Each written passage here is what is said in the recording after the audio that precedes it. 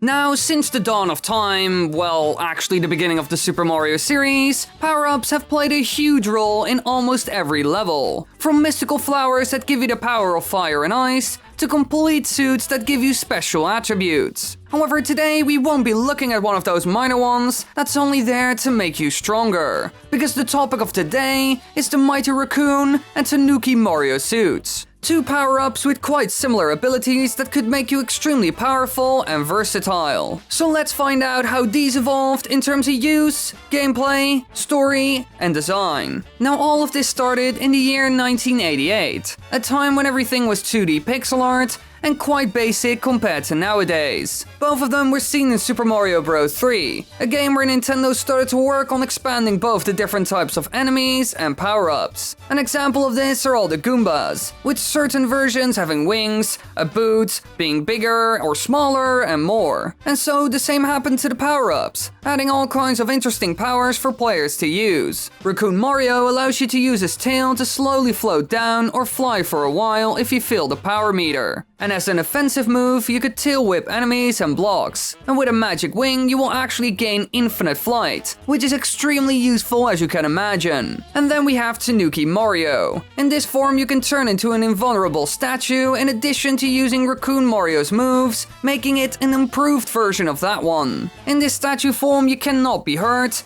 and if you use this ability in the air, you can absolutely crush enemies like a thwomp. Now these power-ups were based on the normal RACOON and Japanese RACOON called TANOOKI, and the statue that you turn into is actually based on a Buddhist monk named This, whose name can be translated to all kinds of Earth-related titles like Earth Treasury. If you compare them, then you can quite clearly see that this religious figure inspired Nintendo. Now, as mentioned before, they both had similar abilities, with TANOOKI Mario being the ultimate version. Now their role in the game isn't simplistic, because besides being useful as an offensive power-up, it can also help you get through levels by skipping them. The flying could be used to skip gigantic parts of levels, sometimes even the entire thing if you had the magic wing. Another element that played a role in is finding secrets. For example, in World 1 Fortress, where you need to use the flying in order to reach a hidden chest with a recorder in it, which was an extremely useful item in the game. So there's more to these power-ups than most would think.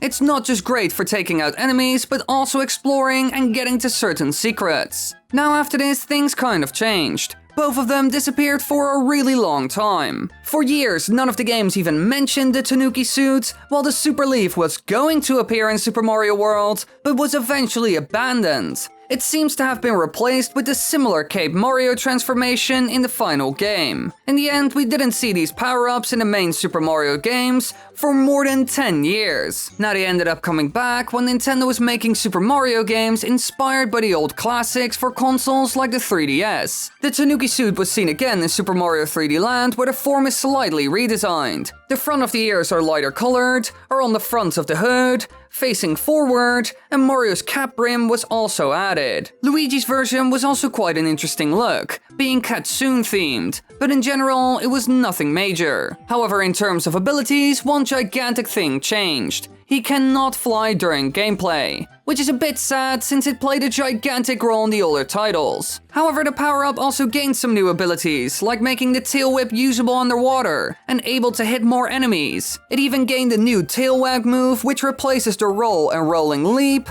letting him tail whip continuously even while moving. This move can also be used to spin tail wheels, which can help you ascend quickly. Statue Mario also changed, only being able to be used once a statue leaf is found in the special worlds and looks different, more like Mario himself. So this power-up changed quite a lot from both a design and gameplay standpoint, completely losing its old flying ability in levels. Personally, I'm not a big fan of this, but I can also understand that it was very powerful and could even make some sections of this game quite useless. Still, I think it should have been more than just an offensive type power-up. However, we did see a new version of it, the White TANOOKI Mario, which makes you completely invincible for the duration of the level. This was mostly for players who couldn't beat the level and failed time and time again, so it didn't make the gameplay more interesting in any way. It ended up doing the opposite actually. In the games that were seen after, thereafter, not a whole lot changed. Super Mario 3D Land introduced the major changes, and the others just followed. But what about RACOON Mario? Well, this spot was sort of taken by TANOOKI Mario. The lines separating the two became more and more blurred, which was done because TANOOKI Mario offered more visual clarity. In Super Mario 3D Land, Bowser even uses the super leaves from a tail tree to power up enemies, making some sort of crazy hybrids. That's also a completely new element in this game. Enemies using this power-up as well, even becoming fake Bowsers thanks to it. They're taken from a special tree that apparently produces these power-ups. All we see these powered-up enemies do is use it just like Mario would, so spinning, floating, etc. It does give a cool twist, but it's not terribly new, since we have seen Mario do that stuff for a long time, and the enemies don't have a gigantic impact. Now, the next game we saw RACOON Mario in was New Super Mario Bros. 2. Here, some things changed as well. Luigi's raccoon form is now Kitsune themed and called Fox Luigi. And yet again, the gameplay was different as well. The player can now simply hold the jump button instead of repeatedly pressing it for Mario to ascend and slowly descend, much like with Cape Mario. The tail whip is also quicker, usable underwater, and able to hit more enemies like dry bones. So in general, this one didn't hand in as much as the TANOOKI power-up did. It actually gained more, luckily enough.